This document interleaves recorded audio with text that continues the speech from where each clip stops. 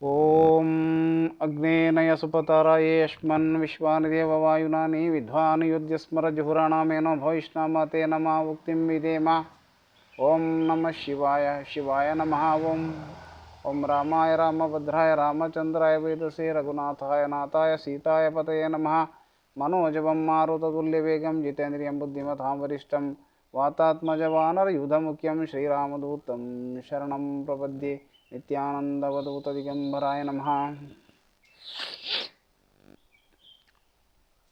ಸರ್ವ ಚರಾಚರದಲ್ಲಿ ಭಗವಂತನಿದ್ದಾನೆ, ಸರ್ವಭೂತಗಳಲ್ಲಿಯೂ ಭಗವಂತನಿದ್ದಾನೆ ಎಂಬ ನಿಶ್ಚಯವಾಗುವ ಮೊದಲು ಅವನು ನನ್ನಲ್ಲಿ ಭಗವಂತನಿದ್ದಾನೆ ಎಂಬುದಾಗಿ ನಿಶ್ಚಯವಾಗಬೇಕು. ಬಂಗಾರದ ಆಭರಣಗಳು ನನಗೆ ಬಂಗಾರವನ್ನು ತೋರಿಸಿರಿ ಎಂದು ಹೇಳುವುದಿಲ್ಲ. ಅದರಂತೆ ಭಗವಂತನು ಹೊರಗಿನಿಂದ ಭೇಟಿಯಾಗುತ್ತಾನೆ ಎಂದು ತಿಳಿಯಬಾರದು. ಅವನು ನನ್ನ ಹತ್ತಿರದಲ್ಲಿ, ನನ್ನ ಒಳಗೆ ಇರುತ್ತಾನೆ ಎಂಬುದು ತಿಳಿಯಬೇಕು. ಮನುಷ್ಯನು ನುಡಿದಂತೆ ನಡೆದರೆ ಅವನಿಗೆ ಭಗವಂತನ ಅನುಭವ ಬರುತ್ತದೆ. ಭಗವಂತನು ಇದ್ದಾನೆ ಎಂಬ ಅನುಭವ ಬರುತ್ತೆ. ಅವನು ನುಡಿದಂತೆ ನಡೆಯಬೇಕು. ನಾನು ಯಾರವನು ಇದ್ದೇನೆ ಎಂಬುದು ತಿಳಿಯದಿದ್ದರೆ ನಾನು ಯಾರು ಎಂಬುದಕ್ಕೆ ತಿಳಿಯಲಿಕ್ಕೆ ಆಗುವುದಿಲ್ಲ. ನಾನು ಯಾರವನಾಗಿದ್ದೇನೆ, ನನ್ನ ಸೃಷ್ಟಿ ಭಗವಂತನಿಂದಾಗಿದೆ, ನಾನು ಭಗವಂತನಾಗಿದ್ದೇನೆ ಎಂಬುದು ತಿಳಿದರೆ ನಾನು ಯಾರು ಎಂಬುದಾಗಿ ತಿಳಿಯಬಹುದು.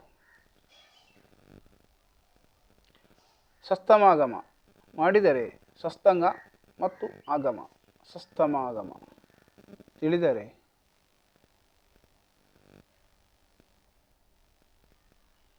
ನಾನು ಯಾರು ಎಂಬುದು ನಮಗೆ ತಿಳಿಯುತ್ತದೆ. ಸಾಕ್ಷಿರೂಪದಿಂದ ಇರುವ ಯಾವ ನಾನು ಇರುತ್ತದೆ, ಸಾಕ್ಷಿರೂಪದಿಂದ ನಾನು ಯಾರು ಎಂಬುದಾಗಿ ಇರ್ತದೆ ಎಂಬುದನ್ನು ನಮಗೆ ನೋಡಲಿಕ್ಕೆ ಆಗ್ತದೆ. ಅದಕ್ಕೆ ಅರಣ್ಯಕ್ಕೆ ಕಾಡಿಗೆ ಏನು ಹೋಗಬೇಕಾದ ಅಗತ್ಯ ಇಲ್ಲ.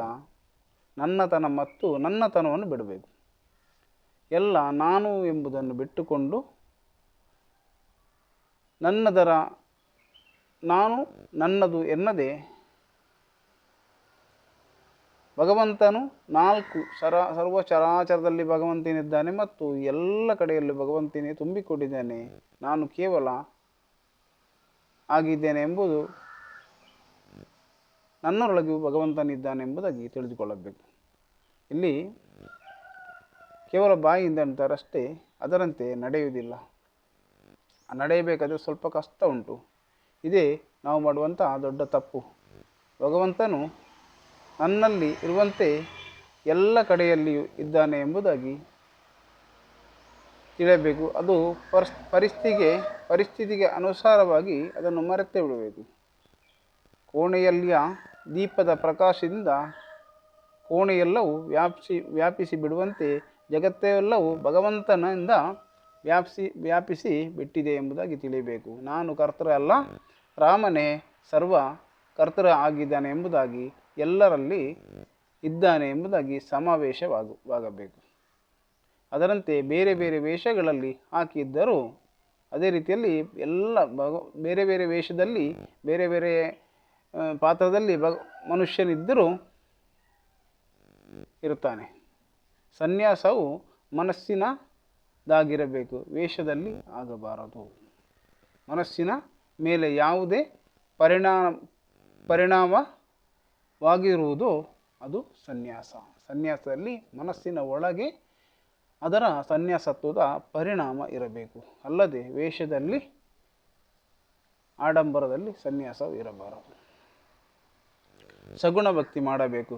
ಭಕ್ತಿಯಿಂದ ನಾಮಸ್ಮರಣೆಯನ್ನು ಮಾಡಿಕೊಳ್ಳಬೇಕು.